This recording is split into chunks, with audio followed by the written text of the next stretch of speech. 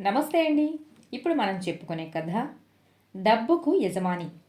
ఉద్దానపురంలో వసుగుప్తుడు అనే కోటీశ్వరుడు ఉండేవాడు. ఆయన ఇంట ఎన్నో ఇనప్పెట్టెలుండేవి. అన్నిటి నిండా బంగారం ఉండేది. లక్ష్మీదేవిని తన ఇంటనే కట్టేసుకున్నాడని లోకులు ఆయనను గురించి అనుకునేవాళ్ళు. ఆయన కొడుకు ఎదిగి వచ్చాడు. అతను కూడా తండ్రితో పాటు వ్యాపారంలో పాల్గొంటూ ఉండేవాడు. వసుగుప్తుడు డబ్బు సంపాదించటం తప్ప జీవితంలో ఇంకొక ఆశయం అంటూ ఎరుగడు. ఆయనకు చిల్లిగవ్వ అయినా వృధాగా ఖర్చు పెట్టడం అంటే ఎంత మాత్రమూ ఇష్టం ఉండేది కాదు. ప్రతి చిన్న విషయంలోనూ ఆయన పొదుపు అన్నది పవిత్రంగా చూసేవాడు. వసుగుప్తుడు, ఆయన భార్య, కొడుకు, కోడలు ఈ నలుగురే వసుగుప్తుడి కుటుంబం. కానీ వారు తినే తిండి చాలా సాదాగా ఉండేది. భోజనంలో కూడా వసుగుప్తుడు వీలైనంత పొదుపును పాటించేవాడు. ఆడంబరంగా తినటం అంటే ఆయనకు చాలా కోపం. ఇలా ఉండగా వసుగుప్తుడికి మనవడు పుట్టాడు. మనమడి బారసాల వైభవంగా జరిపి ఎంత ఖర్చైనా సరే బ్రహ్మాండమైన విందులు వేడుకలు జరిపిద్దామని వసుగుప్తుడి భార్య అన్నది. ఈ మాట విని వసుగుప్తుడు అమితంగా చిరాకుపడ్డాడు. విందులు వేడుకలు దేనికి జరపాలి? వాటి కింద అయ్యే ఖర్చు నిరుపయోగం కదా. మనవడు పుట్టాడంటే నలుగురికి ఐదుగురం అవుతాం. దానితో పాటు ఖర్చు కూడా పెరుగుతుంది. దానితో రాబడి కూడా పెరగాలి కదా. ఉన్న వ్యాపారం అబ్బాయి చూడగలడు. నేను ఎటైనా వెళ్ళి అదనపు రాబడి తెస్తాను అన్నాడు వసుగుప్తుడు భార్యతో. ఆయనకు తన కోడలు చాలా తెలివిగలది అని తెలుసు. అందుచేత ఆయన ఆమెతోనే నీ అభిప్రాయం ఏమిటమ్మా అని అడిగాడు. ఆమె తన మామగారితో ఎటైనా వెళ్ళి అధికంగా డబ్బు సంపాదించుకు వస్తానంటే అనుకున్నది మీరు చేసే తీరతారు. మీకు సలహా ఇచ్చే తాహతు నాకు లేదు. మీరు ప్రయాణానికి తీసుకుపోయే ఆహారం మటుకు నన్ను తయారు చేయనివ్వండి అన్నది. తన కోడలు తన ప్రయాణానికి ఆమోదించినందుకు సంతోషించి వసుగుప్తుడు ఆమెకు తనకు ఆహారం కట్టి ఇయటానికి ఒప్పుకున్నాడు. ఆమె ఆయన తినటానికి కుంకుమ పువ్వు మొదలైన ఖరీదైన దినుసులతో తయారు చేసి నేతిలో వేయించిన చిత్రాన్నము, తాగటానికి ఒక చిన్న తిత్తిలో చక్కెర పానకము తయారు చేసి ఇచ్చింది. కోడలు ఇచ్చిన ఆహారం తీసుకుని వసుగుప్తుడు బయలుదేరాడు.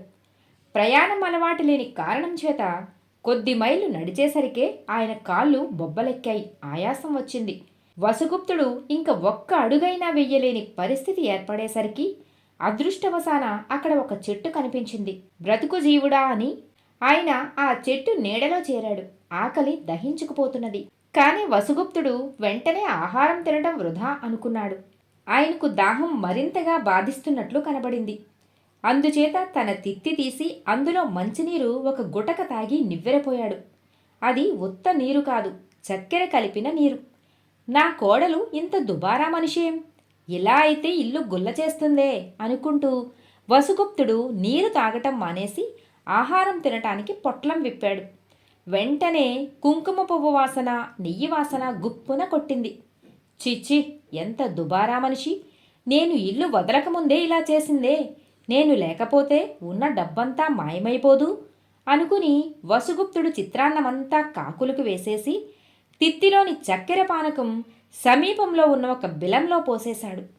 మరుక్షణమే ఆ బిలంలో నుంచి ఒక నల్లని త్రాచు నాగుపాము పైకి వచ్చి పడగ విప్పి వసుగుప్తుడికేసి తదేకంగా చూడసాగింది. దాన్ని చూడగానే వసుగుప్తుడు ఒక్క క్షణం పాటు కొయ్యబారిపోయాడు. మరుక్షణం ఆయనకు ఎక్కడలేని శక్తి వచ్చింది. ఆయన వచ్చిన దారినే అతి వేగంగా పరిగెత్తసాగాడు. కొంత దూరం పరిగెత్తేసరికి ఆయనకు అమితంగా ఆయాసం వచ్చింది. ఊపిరి అందలేదు. ఆయన ఆగి చూసేసరికి నాగుపాము ఆయనను తరుముతూ రావటం కనిపించింది. ఆయన కింద పడి కళ్ళు గట్టిగా మూసుకున్నాడు. అయ్యా లేవండి, మీకు ఒక వరం ఇచ్చిపోతాను అన్న మాటలు వినిపించాయి. అనుమానంగా వసుగుప్తుడు కళ్ళు కొంచెం తెరిచి చూసేసరికి ఆయనకు తన పక్కనే ఒక అందమైన యువకుడు కనబడ్డాడు. పాము జాడలేదు. వసుగుప్తుడు ధైర్యంగా లేచి కూర్చొని ఎవరు నువ్వు అని అడిగాడు. నేను నాగరాజు కొడుకును. ఆ చెట్టు కింది బిలంలో నివసిస్తూ ఉంటాను. నేను దాహంతో చచ్చిపోతున్న సమయంలో మీరు తీయని నీరు పోసి నా ప్రాణాలు నిలబెట్టారు. మీరు ఏది కోరుకుంటే అది చేస్తాను అన్నాడు ఆ యువకుడు. నాకు జీవితంలో ఒకే ఒక కోరిక, అది డబ్బు సంపాదించటము కూడబెట్టటమును. నాకు ఏ వరమూ అక్కర్లేదు. నన్ను క్షేమంగా ఇంటికి పోనిస్తే అదే 10,000 వరాలు అన్నాడు వసుగుప్తుడు. అలా కాదు, మీరు నా నుంచి ఏదన్నా వరం పొందితేనే కాని మిమ్మల్ని పోనీయను అన్నాడు ఆ యువకుడు. వసుగుప్తుడు కొంచెం ఆలోచించి, ఒక పని చేద్దామా? మా కోడలు చాలా తెలివైనది. నువ్వు నాతో మా ఇంటికి రా. నా కోడలు కోరమన్న వరం కోరుతాను. దాన్ని ఇచ్చి నీ దారిన నువ్వు వెళ్ళు అన్నాడు. యువకుడు సరేనన్నాడు. ఇద్దరూ కలిసి వసుగుప్తుడి ఇంటికి వెళ్ళారు. వసుగుప్తుడు తన కోడల్ని పిలిచి సంగతంతా చెప్పి, నువ్వు నీటిలో చక్కెర కలిపిన కారణంగా ఈ అబ్బాయి వరం తీసుకోమని నన్ను వేధిస్తున్నాడు అన్నాడు. కోడలు జవాబు చెప్పే లోపల వసుగుప్తుడి భార్య, ఏమండి, బోలెడంత ధనం వరంగా కోరుకోండి అన్నది. వసుగుప్తుడు చిరాకుపడి, ధనానికి పరిమితి ఏమున్నది? అదీగాక డబ్బు కోరుకుంటే డబ్బు సంపాదించటంలో ఉండే ఆనందం ఏమయ్యేటట్టు అన్నాడు. ఇంతలో ఆయన కోడలు, మావయ్య, మీకు అభ్యంతరం లేకపోతే నేను చెప్పినట్టు ఒక వరం కోరుకోండి అన్నది. చెప్పమ్మా, చెప్పు అన్నాడు వసుగుప్తుడు. మీ ధనానికి మీరే యజమాని కావాలని వరం కోరుకోండి అన్నది వసుగుప్తుడి కోడలు. వసుగుప్తుడికి నవ్వొచ్చింది. తన ధనానికి తానే కదా యజమాని, తనకన్నా ఇంకో యజమాని ఎవరున్నారు? అయినా సరే ఆయన ఆ యువకుణ్ణి అదే వరం కోరుకున్నాడు. అలాగే వరం ఇచ్చాను అని ఆ యువకుడు అదృశ్యమయ్యాడు. రోజులు గడుస్తున్న కొద్దీ వసుగుప్తుడిలో విచిత్రమైన మార్పు రాసాగింది. ఆయన ధనం సంపాదించటం కోసం తహతహలాడటం క్రమంగా తగ్గిపోయింది. ఆయన తన తాళపు చెవులు గుత్తి తన భార్యకు ఇచ్చి, ఇంటి పెత్తనం ఆడది చూడాలి, ఇంటి ఖర్చు గురించి నన్ను బాధపెట్టక అంతా నువ్వే చూసుకో, ఇంట్లో ఏ లోటు రాకుండా చూడు, సుఖపడడానికి కాకపోతే డబ్బు దేనికి అన్నాడు.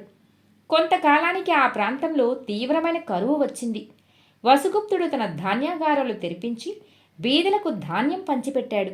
తిండి గింజల కోసం వచ్చిన వాణ్ణి ఎవరినీ కూడా ఉత్త చేతులతో పంపవద్దని శాసనం చేశాడు. మహాదాతగా ఆయన పేరు ప్రసిద్ధిలోకి వచ్చింది. కథ సమాప్తం.